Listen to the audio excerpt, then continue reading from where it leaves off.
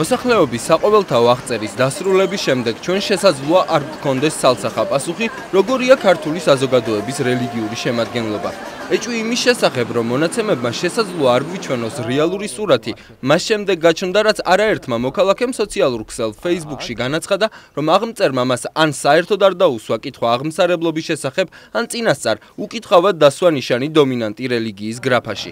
აღმწერი, რომელმაც მოქალაქეს უნდა ჰკითხოს, რომელ რელიგიურ ჯგუფს მიაკუთვნებს თავს და პასუხს დაელოდოს, მრავალ შემთხვევაში ამას არ აკეთებს და რესპონდენტს მართლმადიდებელ ეკლესიას აკუთვნებს. საუკეთესო შემთხვევაში რესპონდენტი მას აჩერებს და მიუთითებს, რომ ის თავს ამ რელიგიურ ჯგუფს არ მიაკუთვნებს, ხოლო უარეს შემთხვევაში რესპონდენტმა არ იცის, რომ აღწერა საერთოდ ითვალისწინებს აღმსარებლობის შესახებ გამოკითხვას, რითაც მის შესახებ მონაცემი ყალბდება.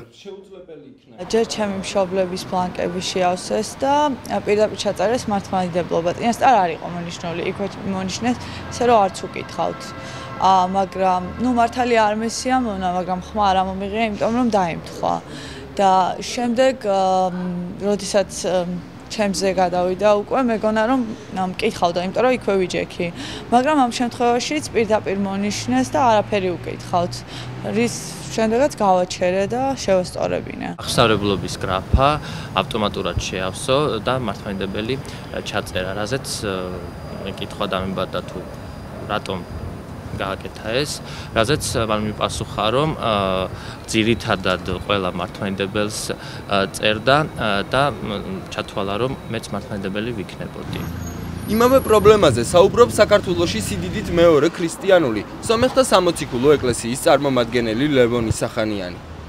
ჩვენ ეპარქიაში ჩვენი მრევლის წარმომადგენლებმა მოგმართეს და გვითხრეს, რომ არსებობს შემთხვევები იმისა, რომ აღწერის განმახორციელებელი პირები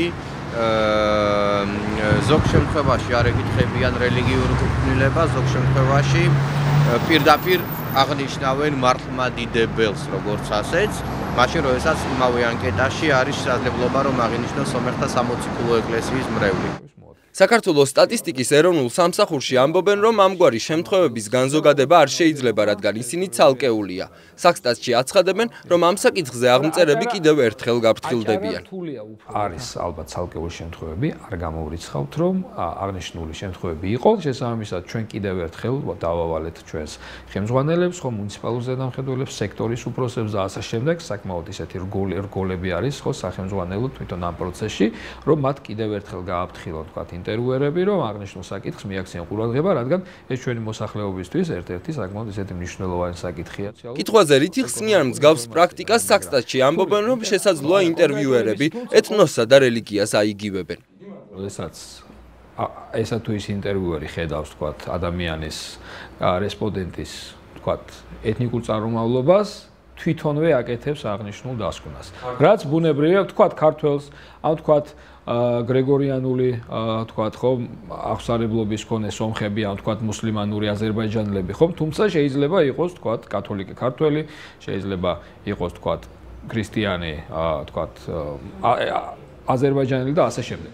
მათი რიცხოვნობის გაყალბება რელიგიურ უმცირესობებზე შესაძლოა მრავალმხრივ აისახოს უარყოფითად.